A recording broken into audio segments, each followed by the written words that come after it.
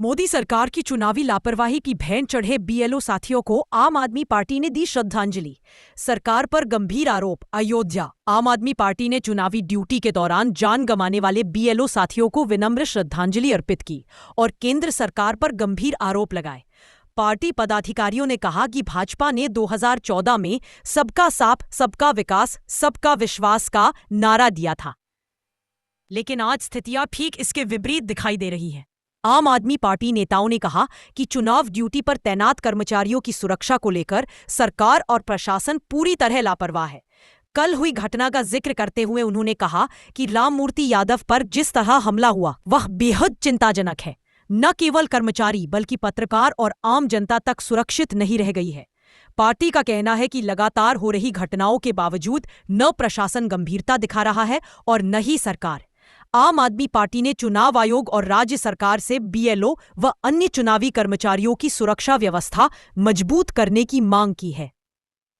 Party 2014 में जब सत्ता में नहीं आई तब उसने चुनावी मंत्र दिया था अपना, मतलब चुनावी घोषणा पत्र दिया था, सबका साथ सबका विकास। तो आज क्या वैसा हो रहा है? कुछ नहीं हो रहा है। आप कल की घटना देखिए, राममूर्ति यादव जी पे जिस तरह से गंभीर तरह से हमला हुआ है, ये जो है बहुत पराकाष्ठा की हद है। समझ लीजिए कि लगातार हमारे पत्रकार साथी हैं या हमारी भोली भाली जनता हो, जो है हर तरह का जो है कहीं ना कहीं घटना हो ही रही है। जो है सरकार का प्रशासन पे कोई नियंत्रण नहीं है। लोगों के मुद्दे को उठाने के लिए पत्रकार आ गया था। अगर किसी चीज़ को लेकर वो अगर कोई चीज़ चला देता है या कोई चीज़ छाप देता है तो उसके ऊपर इस तरह से प्राणघातक हमला हो जाए।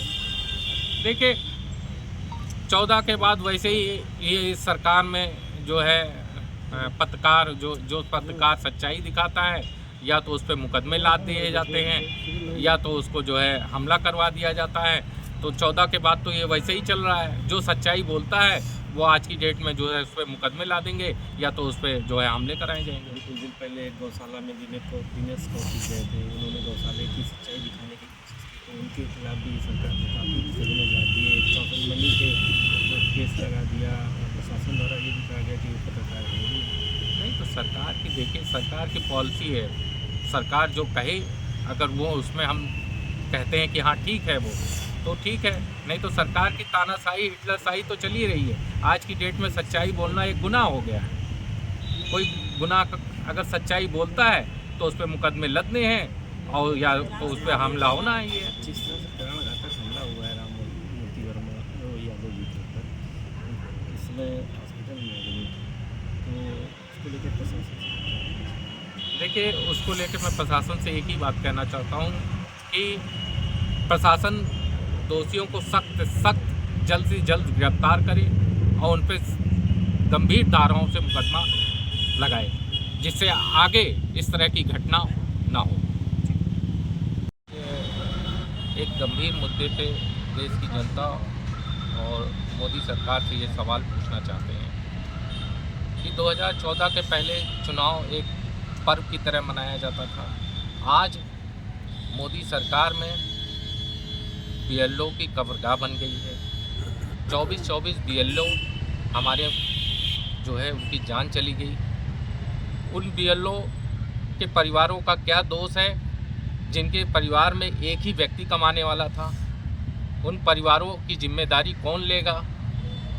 तो सरकार कौन सा ऐसा चुनावी घोटाला करना चाहती है जो 1 महीने का टारगेट सेट करके दे रही है कि 1 महीने में अगर आपने काम करके नहीं दिया तो आपको नौकरी से निकाल देंगे, सस्पेंड कर देंगे, बाहर कर देंगे, मुकदमा लगा देंगे।